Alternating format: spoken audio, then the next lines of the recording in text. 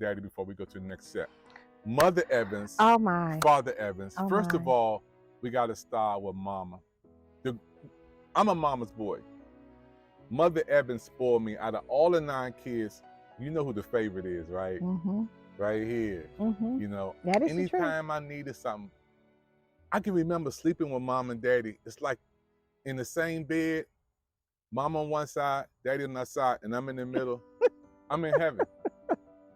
It's the most peaceful feeling in the world because you feel that protection. Mm-hmm.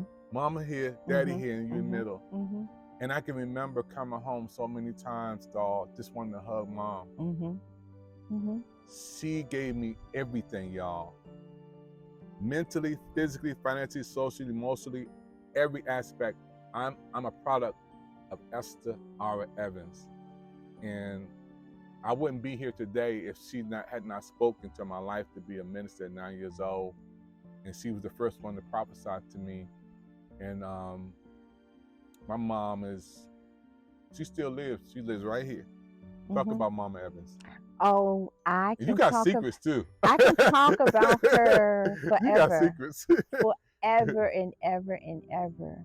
My mother was an amazing woman of God. Mm-hmm. She not only spoiled all of her children, but she spoiled all of her grandchildren. That's true. And her great-grandchildren. She was the village. Mm-hmm. She was the village. Anything that you needed, she would provide. If she couldn't provide it, just give her a day and you'll have it the very next day. That's the truth right there. You'll have it the next day. You'll have it the next day. And I always remember Mama, before Michael Jordan, I believe I can fly, I can believe I can touch the sky. That was one of her sayings. Really? Believe you can fly. Jesus. Believe you can touch the sky. Wow. Believe it. Wow. Believe it. Wow. Because God is the one that will be able to take you wherever you need to be. Yeah. He can lift you up where you belong. I said, Lord, she sang songs and quoted scriptures and everything. And Mama was a worker at VA. VA hospital. Navy not Yard. the VA hospital, but the VA. Yeah. The Veterans Administrator. Vermont Avenue. I That's picked up a lot of days. At the Navy Yard. Let's go back there. Yeah, to the Navy Yard. Let's go back there. My mother was a worker, doll. Mm-hmm. I mean, I got to go back and ask Edie and Elaine and ask her, did she go to full term in carrying us and still working? Because I can't even imagine Mama taking off, even when she was pregnant. Mama was a worker. I can remember her coming down 14th Street, I can see her now coming towards Spring Road, walking and catching the bus. Yeah. Not a lazy bone in her body. No. I think that's where I get my work ethics from. Wow. I really do. Wow. Now that you mentioned how dedicated she was with her employment. Did you ever go down to 810 Vernon Avenue? Oh, absolutely. While Mama was working. Oh, absolutely. And she had that thing growing up. Oh, absolutely. I remember when we used to go pick her up at the Navy Yard. Yeah, but I'm talking about going to her office. I'm talking about going to her office. Yes. And seeing everybody surrounding her. Exactly. I remember when they gave her retirement party. That's right. Yeah. They gave her a retirement party. Can't remember the name of the steakhouse that was New Orleans house. It was a New Orleans house? Yeah. Okay. In Alexandria. In Alexandria, that's right. That's right, in Rollins. I got a picture of that. That's right. Right there. Right there. But, they're not built like they were back then. Yeah, that's true. Because she loved Daddy. Oh, my God. She loved Daddy. With a capital L. Loved capital Daddy. O. She loved capital Daddy. V, She loved him. E. So, it's just the love that they have imparted in us that will remain in us forever. And that's the image we saw growing up. Oh, yes. We wasn't on the product of a broken home. Out of all of the years in our life, and we got to talk about Daddy, but before we go to Daddy, I don't remember us staying at a hotel.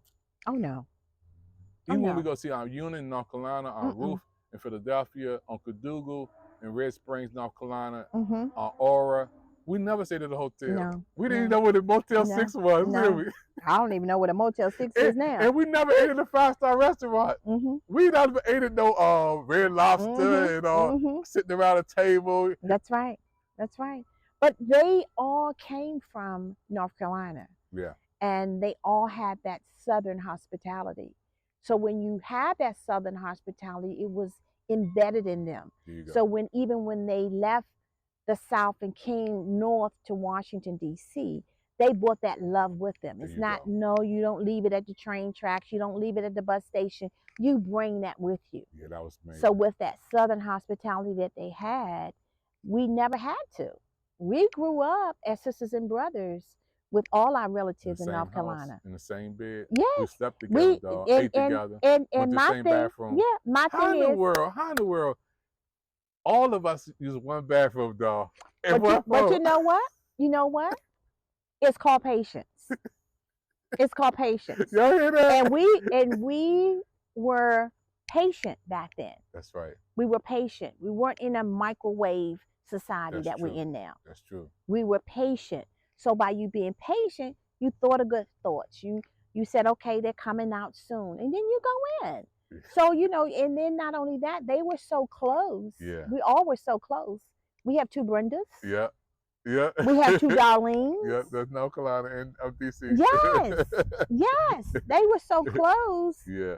My mother and her sister, Eugene Brannon, they named their kids the same name. Yeah, yeah. So, and it was nothing wrong with it. Nope. Nothing wrong with it. That was amazing. It's love. It's called love. L-O-V-E. It's called love. And we got to talk about Daddy, John H. Evans. Oh, yes. The hardest working man on the planet. Mm-hmm. And Daddy was so special to me, everybody, because I work with my father. At 10, 11 years old, I would get up during the summer. I didn't have the liberty to cool out and play games all summer. I had to go to work with my father. He was a caretaker at Justin Blair Park. And every summer, dog, 7 o'clock, I'm up. 7:30, he's driving up, and I'm working. Now, sleep the first hour. I gotta tell you that. Okay, I ain't gonna lie. okay, when we get there to the park, I do go to sleep because I don't get up till like 9:30. But when I got up, Daddy's working and taking care of stuff, and I'm working with my dad. And I remember when Dad would get off and we were in school, dog, I would look up Spring Road to George Avenue and see Daddy coming and run to give him a hug. Mm-hmm. Literally. Wow. Yeah, I would see Daddy like 4 blocks up, and I run towards him and hug him because my father and your dad was the most hardest working with 9 kids. Mm-hmm. We never missed a meal. No. I thought we were the richest family in the neighborhood. I really did. We never wanted for nothing. Nope, we didn't. We never wanted for a thing. Matter of fact, you remember Miss Francine? Yep. And she had all the kids. And they were I was like, Mom, it's 9 of us here already. How are we going to keep 6 more kids? Right. But you had to do what you had to do to help your fellow neighbor. And you loved Dad so much. He had a special love for you. Yeah. Yeah, he did. Darlene. He did. I was with him the day he died in the ambulance. Wow. I never knew that, dog. Yeah, I was with him. I was with him when he took his last breath. Jesus. Yeah. He stayed right in that house. Oh, he did. He stayed right here. Right there. He stayed and he stayed at our house, too. When my father and mother got older, Mom passed away first, and then Dad passed away, and then we all, Edie, Elaine, Brenda, Darlene, Kenny, Esther, all of us took a big circle of love. I can remember he was over at Edie's house a couple of days, and he came over to my house, and Darlene, we wasn't gonna let Dad go alone. Oh, no. Nothing on this planet. And that was in design. I did not want him to die alone. So I'm truly thankful that at that time they would allow you to ride in the ambulance. Wow. So I was with him when he was transported to the hospital when he took his last breath, because I just feel like, you just need my father. And I look at my daughter and how close she is to my husband. Yeah. And I can see myself with my father. Wow. And how close I was to him. And he was like a giant. Yeah, Dad was. He was like a giant, a gentle giant. Father Evans never took off, dog. No. He would be up 7 o'clock every Sunday, every day, Monday through Sunday. He would always be doing something, working out front, cleaning, getting the garage together. You remember we used to go to the Oak Street Market and get the live chicken? Yep, he would kill the chickens. He would grow produce and in the backyard, greens and tomatoes, Mm-hmm. and he would grow onions. He would grow all that stuff in the backyard. And I remember he'd say, "Don't name them, Yep, because you're gonna be eating them later." I was like, yep, "No!" yep, yep. He did. Uh-huh. Any Yeah. pets we wanted, he allowed us to have them. Yep, I had Lady. yep. He protected Lady, us. Lady was my poodle. Yep. I guess that's Lady. why I have such a love for dogs now. Man, We had King, we had Lady. Dad taught me how to drive, dog. Bobby taught me how to drive. Really? Hmm. LTD, 1978. Wow. I remember. Well, actually, you taught me how to drive, because we used to always Yeah, take you the remember I keys had to the that car. big roll that had that car? No. Well, The we Catalina? used to always tell Dad to leave the keys in the car when we wanted to roll the window down when they were going to the Safeway. And you would put the car in gear and say, "I'm going to move the car up." Yeah. And they'll come back and say, "Well, this car, did y'all move the car?"